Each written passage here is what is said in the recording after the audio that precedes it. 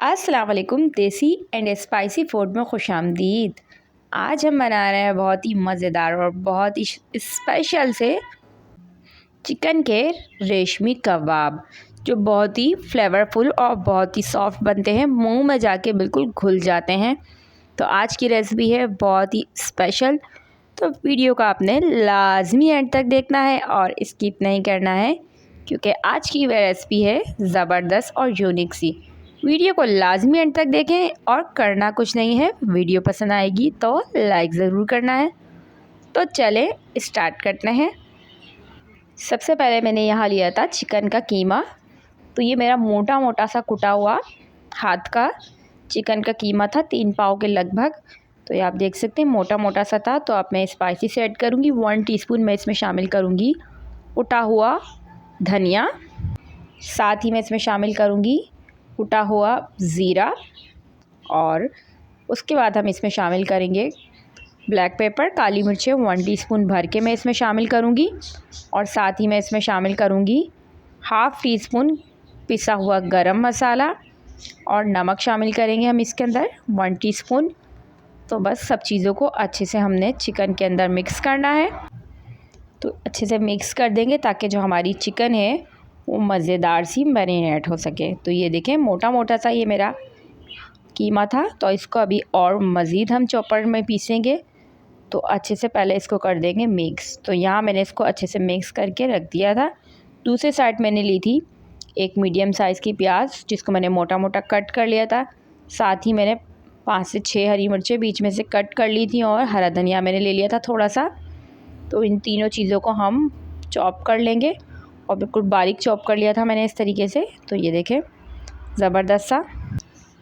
तो इसको भी अब हम कीमे के अंदर शामिल कर देंगे, क्योंकि कीमा ऑलरेडी हमारा हाथ का है। तो हमने इसमें मोटे मोटे से मसाले ही शामिल करने हैं, ताकि जब हम बाद में कीमे को बारीक चॉपर की करें तो सारे के सारे स्पाइसेस जो हैं वो इसके साथ ज़बरदस्त से पिस जाएँ। तो बस अच्छे से इसको मैंने भी मिक्स कर दिया था ज़बरदस्त सा। और उसके बाद अब मैं इसके अंदर शामिल करूँगी ब्रेड स्लाइसिस।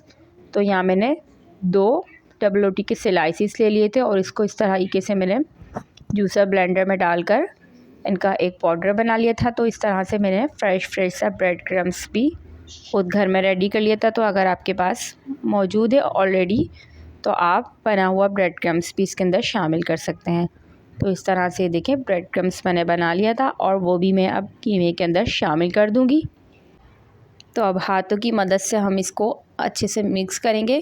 ब्रेड क्रम्स को, कीमे को, सारे मसाले को हाथों की मदद से ज़बरदस्त तरीके से हम इसको मिक्स कर लेंगे, ताकि सारे स्पाइसेस आपस में अच्छे से मिक्स हो जाएं।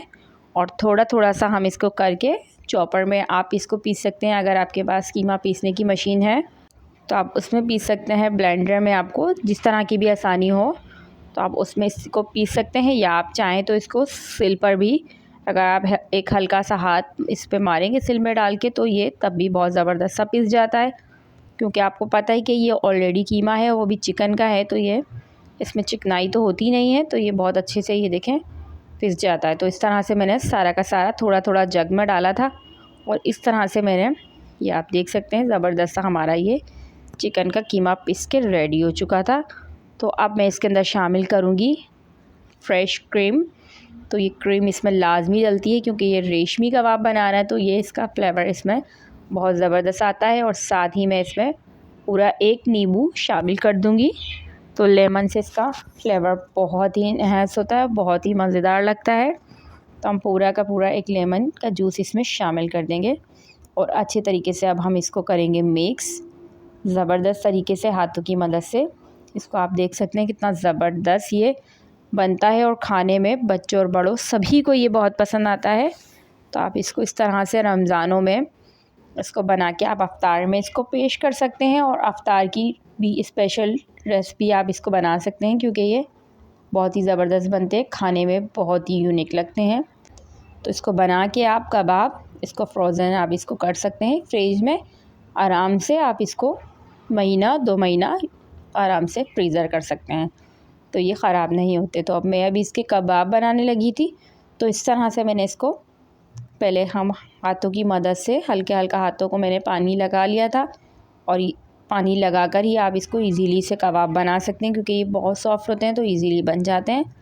मैंने इसकी लंबी शेप रखी थी, उसके बाद मैंने इसको एक सीख ले ली थी। तो आप इसको किसी भी स्टोव की मदद से भी बना सकते हैं। अगर आपके पास सीख अवेलेबल ना हो तो इस तरीके से हमने ये देखें इसको चारों तरफ से हम हिला के गीले हाथों की मदद से ज़बरदस्त सा इसका एक कबाब तैयार करेंगे।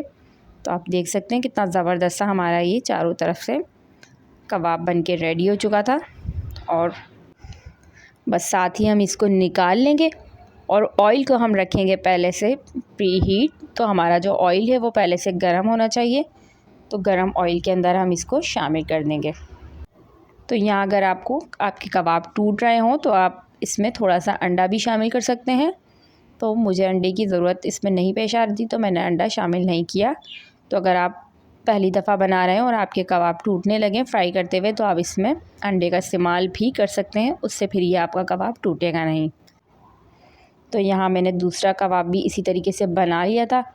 और बस आप अपनी चॉइस के हिसाब से किसी भी शेप के आप इसको बहुत ज़्यादा आप इसको मोटा पतला जिस तरह से आपको पसंद हो आप इस तरह कबाब इसको इजीली बना सकते हैं। और बना के आप इसको इस तरह से फ्रीज़र भी कर सकते हैं। तो बस ये देखें कितनी आसानी की से ये हमारा कबाब बन के रेडी हो गया था। और अब हम इसको भी निकाल लेंगे और कर लेंगे फ्राई।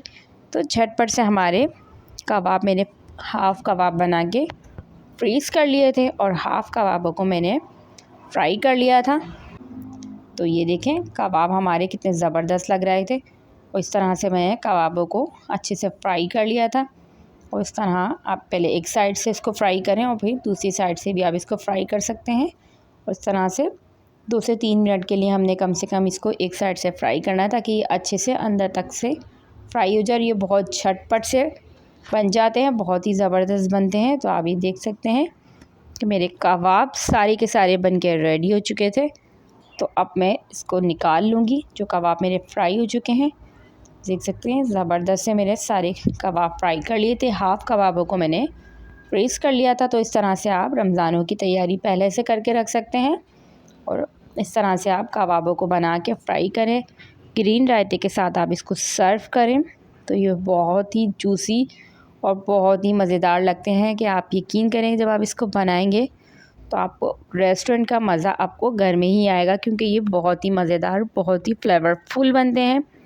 तो आपने इसको लाज़मी बनाना है, लाज़मी ट्राई करना है और मुझे लाज़मी बताना है कि आपको ये मज़ेदार सी रेसिपी कैसी लगी। तो इंशाल्लाह मिलती हूँ आपसे एक और मज़ेदार सी रेसिपी के साथ। जब तक के अपना बहुत सारा ख्याल रखें। अल्लाह निगहबान।